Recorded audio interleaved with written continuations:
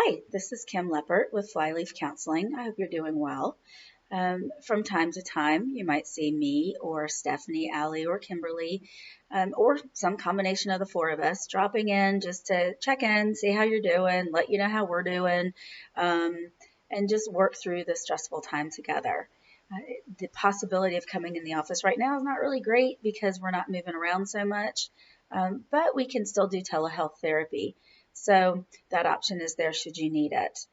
Today, I just want to talk a little bit about trauma and our window of tolerance. I think that what we're all going to be experiencing over the next couple weeks as we stay quarantined is a shortening or closing of our window of tolerance. Um, so I'll start by explaining what trauma is. Trauma comes in two forms. We have big T trauma and we have little t trauma. Big T traumas are those things that we recognize instantaneously as traumas. And a lot of what's happening in the world, we can say are pretty much big T traumas, being told to stay home, closing down the schools, um, people dying. In other worlds, it may be car accidents or bombs going off, those kinds of things that we absolutely recognize as big T traumas. And big T traumas are the things that we also recognize as being diagnosed with post traumatic stress disorder. Little t traumas are those things that happen over time and they happen frequently, but they don't have the same impact in and of itself that a big T trauma has. So, what you might have is a series of small T traumas and they build on themselves. And eventually, where the big T trauma is here, the little t will go this way up this trauma grid and end up equaling the impact of a big T trauma. And we see that a lot with bullying, we see that a lot with neglect. Gaslighting is definitely one of those things. And so sometimes people don't recognize those little t's as being traumas at all because they're told, oh, shake it off, consider the source, don't worry about it, you'll outgrow it, whatever it is. And they don't recognize that those things build on themselves and they don't feel so little the next time that it happens and the next time that it happens. So the difference between the two in diagnosis, though, is that in order to be diagnosed with post-traumatic stress disorder, the very first criteria is that you have to have some sort of a event or fear of your death or somebody else's death. The current pandemic in our communities right now definitely meets that criteria, but not everything does. Bullying doesn't always meet that criteria. Neglect doesn't always meet that criteria. So in order to be diagnosed with PTSD, we generally stick with the big T traumas as diagnosably traumatic, but the smaller ones have the same impact. So if you look at all of the symptoms of PTSD, the small T traumas definitely meet the criteria. So we treat them the same here. We treat all of them the same. Most of us live our lives with a combination of the two. We've had big T's, we've had little T's, and we just kind of juggle through it and everything is okay and we work through it and we're just fine. But it isn't until the day that it isn't fine that we find people in our office. And what happens when you have a lot of traumas, we all have this thing called a window of tolerance. And our window of tolerance, I don't know, let's just say it's this big. This is everybody's walking around window of tolerance.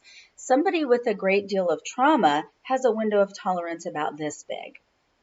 And what that means is that anything within that window that occurs, we can regulate ourselves and we can live our lives and we can do our normal thing and we react appropriately. We break a glass, we sweep it up, no big deal. If our window of tolerance is this small, there are very few things that we consider not to be a big deal. If our window is this big, we got a lot of things that are just not a big deal. So if you're walking around with a window this big and something bumps up against the top of your window and it starts pushing really hard on you, what happens is you go into what's called hyperarousal. Hyperarousal leads to things like anxiety attacks and panic attacks and these outward signs that we are being overwhelmed with our system and we can't regulate ourselves. That's hyperarousal. If what happens is bumping against the bottom of our window, we can go down into hypoarousal. And what you'll see there are people shutting down. In extreme cases, you'll see dissociation. You'll see people withdrawing, anything to shut that system down through pulling in. And so if we're walking around with a window this big, there's going to be 1,000 things that are bumping up and down on our windows. If I break a glass, it's the end of the world and I'm yelling and screaming at everybody in the house and I can't live. I can't breathe because I broke a glass. Or if my husband says something to me that might hurt my feelings intentionally or not, I all of a sudden withdraw and shut down, and I can't talk about it. I can't handle a conversation around it without getting completely dissociated and not even being able to engage. And so what the goal of therapy is to notice, one, that your window is pretty short. And if you're going this way and this way pretty frequently, then we've got something we can work with. You're not crazy. It's because all of the stuff that's gone on in your life has created this place where you only have a very little bit of safe space. And your brain says, I'm only safe in this much environment. What we do in therapy is we try really hard to bump up against that window and open it, and bump down on the bottom of it and open it. And through the trauma work that we do, we regain that window of tolerance so that we can normally function around the things that we need to normally function through. So we're not being called dramatic, or we're not being told we're making a big deal out of nothing. And we're not feeling like we're always having to protect and defend ourselves. And so it's a safe place to do that bumping. And so our job as trauma therapists is to allow you, not allow is probably the wrong word, but to monitor you so that when you're bumping against that top part of the window, we can help regulate you and keep you back in that safe place so that you're not going into that hyperarousal state. Because out there, when we start bumping into that, we just go. That we don't have an option of regulating ourselves. Mindfulness is a good way to do that, to bring you back in. And people do mindfulness all the time, and I'm a very big fan of it. The only thing about mindfulness is that it keeps you in your window. It doesn't open or move your window. It just keeps you in it. And when you're not in the office and you're not doing the hard work that we do here, that's a fantastic thing to do. And I tell everybody, just shut that down when it hits you and just go back into that window. Don't try to do that because we get overwhelmed in our systems. And so we really need to have another person who's not afraid of our pain and our fear or whatever emotion is coming up, that can sit with us and keep us grounded while we open that window a little bit. So I hope that little bit of information is helpful.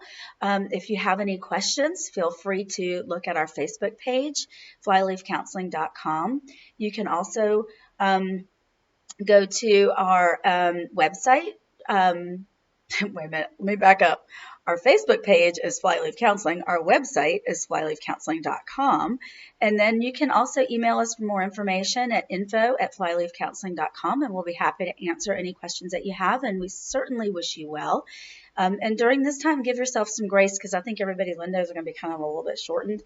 And I think by nature, when we start to get out there again and move around normally, it'll open back up. But see where it settles. If it settles into a place that's not comfortable for you, then definitely go talk to somebody about it. If not us, maybe we can help you find somebody else. So good luck, and I hope you have a fantastic afternoon, and I hope everybody stays safe.